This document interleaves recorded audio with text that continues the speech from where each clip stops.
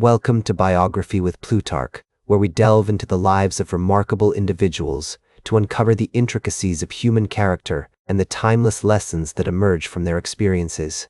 Today, we turn our attention to Jack Gleason, a man whose irrepressible charm, boundless energy, and innovative spirit left an indelible mark on the world of entertainment.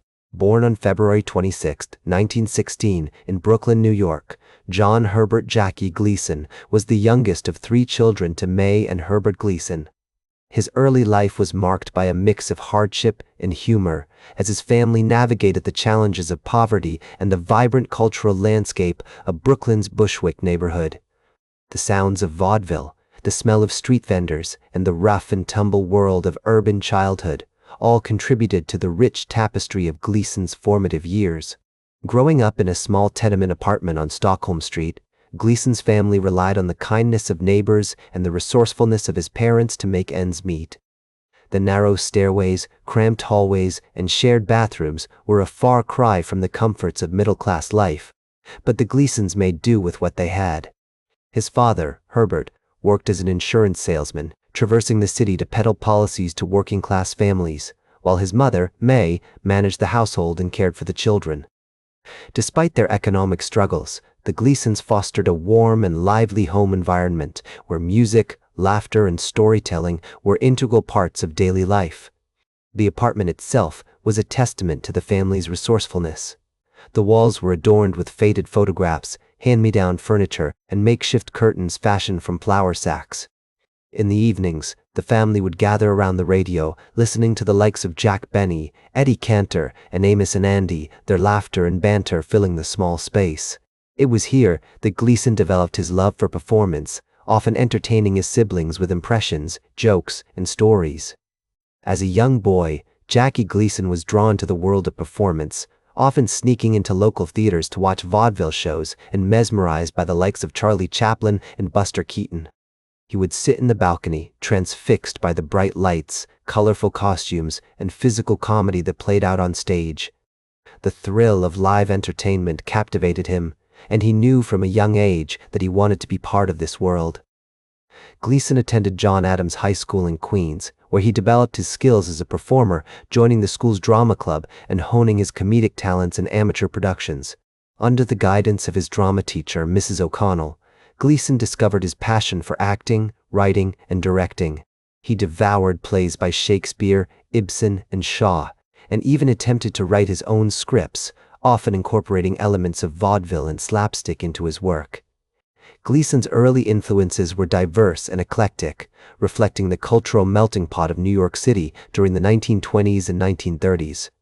He was fascinated by the jazz musicians who played in local clubs, such as Duke Ellington and Louis Armstrong, whose improvisational skills and spontaneity would later inform his own comedic style. The Yiddish theater performers, with their vibrant costumes and over-the-top performances, also left an indelible mark on Gleason's humor. He would often sneak into the Yiddish theaters on the Lower East Side, marveling at the physical comedy and linguistic dexterity of actors like Molly Picon and Menashe Skolnick. The silent film stars, with their pantomime skills and expressive faces, also captivated Gleason. He spent hours watching Charlie Chaplin's Little Tramp character, studying the way Chaplin could convey emotion without words.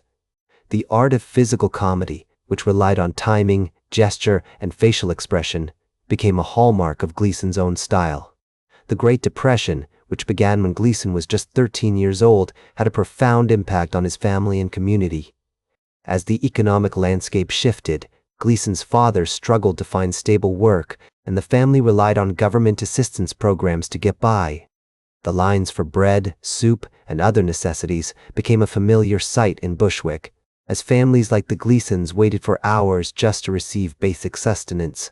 Despite these challenges, Gleason's parents instilled in him a strong sense of resilience and resourcefulness, qualities that would serve him well throughout his life. His mother, May, was a pillar of strength, managing the household with limited resources while keeping her children's spirits high. Her own experiences as a young immigrant, having arrived in America from Ireland at the age of 16, had taught her the value of hard work and determination. As Gleason entered his teenage years, he began to explore the world beyond his neighborhood, attending performances at the Brooklyn Academy of Music and visiting the iconic Coney Island amusement park. These experiences broadened his horizons, introducing him to new ideas, people, and cultures that would later inform his work as a performer and writer. He marveled at the grandeur of the Brooklyn Museum, spent hours watching the sideshows on Coney Island's boardwalk, and even took in a few baseball games at Ebbets Field, where he cheered on the Brooklyn Dodgers. One summer evening, Gleason and his friends decided to sneak into the Paramount Theater, where they watched a performance by the legendary comedian W.C. Fields. The experience left an indelible mark on Gleason, who was captivated by Fields' unique blend of wit, sarcasm, and physical comedy. As he left the theater that night, Gleason knew that he wanted to follow in Fields' footsteps, using his own brand of humor to bring joy and laughter to audiences everywhere. The early life of Jackie Gleason was marked by a series of formative experiences, each contributing to the development of his unique comedic style. As he navigated the ups and downs of adolescence, he began to forge a path that would lead him from the streets of Brooklyn to the stages of Broadway and eventually to the living rooms of America. As Gleason entered his early 20s, he found himself immersed in the vibrant world of New York City's vaudeville theaters and nightclubs. The bright lights, lively crowds, and eclectic mix of performers created an intoxicating atmosphere that fueled his passion for comedy. It was during this period that he began to hone his craft, experimenting with different styles and techniques that would eventually become the hallmark of his signature style.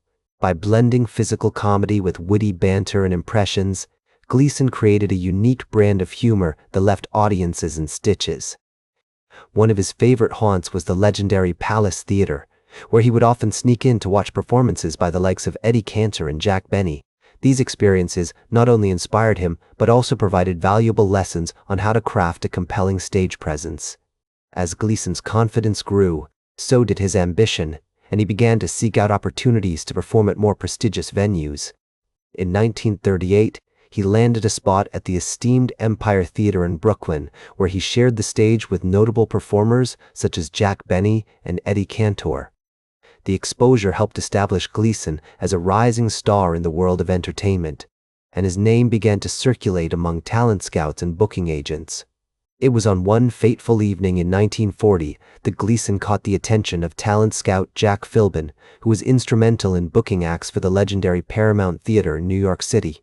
Philbin was so impressed with Gleason's performance that he offered him a spot at the Paramount, marking a significant milestone in the young comedian's career. On October 15, 1940, Gleason made his debut at the Paramount, performing alongside headliners such as Benny Goodman and his orchestra. As he stepped onto the iconic stage, Gleason felt a rush of adrenaline coursing through his veins, knowing that this was his chance to shine in front of a packed audience. Gleason's success at the Paramount led to appearances on various radio shows, including The Jack Benny Program and The Rudy Vallee Show. His distinctive voice and comedic timing quickly made him a favorite among listeners, and he soon found himself in high demand. Radio provided Gleason with an opportunity to experiment with different characters and accents, which would become hallmarks of his later work. In 1941, Gleason began writing and performing his own radio sketches, often incorporating characters and storylines that would eventually find their way into The Honeymooners. One notable example was his portrayal of a lovable but bumbling waiter, which showcased his remarkable ability to create memorable characters with minimal dialogue. In the early 1940s, Gleason's career took another significant leap forward when he was cast in the Broadway revue Keep 'em Laughing. The show, which opened on December 24, 1942, at the Majestic Theater, featured a talented ensemble cast, including comedian Sid Caesar and actress Nanette Fabre. Rehearsals were intense, with Gleason pushing himself to perfect his performances and impress the demanding director. His hard work paid off, as critics praised his hilarious impressions and physical antics, with one reviewer noting that he stole the show with his side-splitting humor. Gleason's experiences on Broadway and in radio prepared him for his eventual transition to television, where he would achieve unparalleled success with The Honeymooners. However, before making the leap to TV, Gleason continued to refine his craft, performing in various stage productions and appearing in a string of films, including Orchestra Wives, 1942, and Follow the Girls, 1944. His film work allowed him to showcase his versatility as an actor and comedian, often playing supporting roles that added depth and humor to the stories. For example, in Orchestra Wives, Gleason played a charming but slightly eccentric trombone player, which demonstrated his ability to bring nuance and complexity to his characters. In 1949, Gleason began developing the character of Ralph Cramden, a lovable but cantankerous bus driver who would become the centerpiece of The Honeymooners. Initially, Cramden appeared in a series of sketches on the Dumont Network's Cavalcade of Stars, where Gleason served as host and performer. The character's popularity soon led to the development of The Honeymooners as a standalone series, with Gleason starring alongside Art Carney, Audrey Meadows, and Joyce Randolph. As the show began to take shape, Gleason drew inspiration from his own life experiences, incorporating elements of his childhood and relationships into the characters and storylines. As Gleason's star continued to rise, he found himself at the forefront of the emerging television industry. His innovative approach to comedy, which blended witty writing with physical humor and memorable characters, helped shape the medium and inspire future generations of comedians and writers. With The Honeymooners poised to become a cultural phenomenon, Gleason stood at the threshold of a new era in his career, one that would cement his legacy as one of America's most beloved entertainers. As he looked out at the bustling streets of New York City, Gleason knew that he had come a long way from his humble beginnings, and he was eager to see what the future held for him and his lovable but mischievous characters. The transition to television was not without its challenges, however. Gleason faced stiff competition from other rising stars, and he struggled to adapt to the demands of a new medium. Despite these obstacles, he persevered, relying on his quick wit and sharp instincts to navigate the ever-changing landscape of television. As The Honeymooners began to gain traction, Gleason found himself at the center of a cultural phenomenon, with audiences tuning in each week to watch the misadventures of Ralph Cramden and his friends. As the years went by, Jackie Gleason's star continued to shine bright, like a beacon in the night sky, illuminating the world of entertainment and leaving an indelible mark on American television. The Honeymooners remained a beloved staple, a testament to Gleason's innovative approach to storytelling and his mastery of comedic timing. The show's impact was undeniable, and its influence can still be seen in many modern sitcoms, from the witty banter of The Simpsons to the absurd humor of Saturday Night Live. Gleason's portrayal of Ralph Cramden, with his lovable but cantankerous personality, became an iconic character in American pop culture, symbolizing the everyman who struggled to make ends meet and find happiness in a chaotic world. The show's success was not limited to its loyal fan base. It also led to numerous awards and accolades, including multiple Emmy nominations and a prestigious Peabody Award. The recognition was a testament to Gleason's tireless work ethic and his dedication to pushing the boundaries of what was possible on stage and screen. As he accepted each award, Gleason would often deflect the attention, crediting his talented cast and crew for their contributions to the show's success. However, those who knew him best understood that Gleason was the driving force behind The Honeymooners, a true visionary who brought his unique perspective and comedic genius to every aspect of the production. In the 1960s and 1970s, Gleason continued to work in television, producing and starring in various shows, including The Jackie Gleason Show and Mr. Broadway. These programs allowed him to showcase his versatility as a performer. From the silly antics of a game show host to the dramatic intensity of a theatrical actor. He also made appearances in films such as Papa's Delicate Condition, 1963, and Smokey and the Bandit, 1977, demonstrating his ability to adapt to different genres and formats. Despite his busy schedule, Gleason never lost sight of his passion for comedy and entertainment, always striving to innovate and push the boundaries of what was possible. As Gleason grew older, he began to slow down, but his legacy only continued to grow. He was recognized with numerous awards and honors, including a Lifetime Achievement Award from the American Comedy Awards and a star on the Hollywood Walk of Fame. The accolades were a testament to his enduring impact on the medium, and Gleason would often joke that he was being rewarded for just doing what came naturally, making people laugh. In 1988, Gleason was inducted into the Television Hall of Fame, a distinction that solidified his place alongside other pioneers in the industry. Gleason's later years were marked by a series of health problems, including diabetes and heart disease.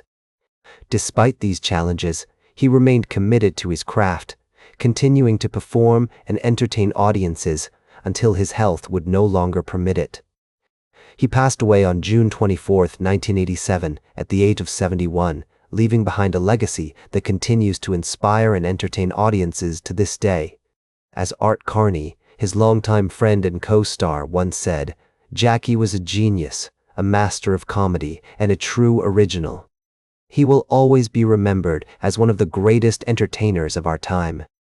The outpouring of tributes and condolences that followed Gleason's passing was a testament to the profound impact he had on the lives of those who knew him and those who were touched by his work. Today, Jackie Gleason is remembered as a pioneer in the world of comedy and entertainment. His innovative approach to storytelling, his memorable characters, and his infectious laughter have left an indelible mark on American popular culture. Gleason's legacy extends far beyond his own body of work, influencing generations of comedians, writers, and actors who have followed in his footsteps. The influence of The Honeymooners can be seen in everything from the classic sitcoms of the 1970s and 1980s to modern animated series like Family Guy and The Simpsons. The show's impact on popular culture is a testament to Gleason's genius as a comedic writer and on the band. His characters, from Ralph Cramden to Joe the bartender, have become ingrained in our collective consciousness, symbolizing the hopes, fears, and dreams of everyday Americans. His story is one of triumph and joy, a testament to the human spirit and its capacity for creativity and laughter. Despite the challenges he faced throughout his life, Gleason remained committed to his craft, always striving to innovate and push the boundaries of what was possible. That's all for today's Biography with Plutarch. Remember to like, share, and subscribe, and until next time, remember that understanding the lives of remarkable individuals helps us better understand ourselves.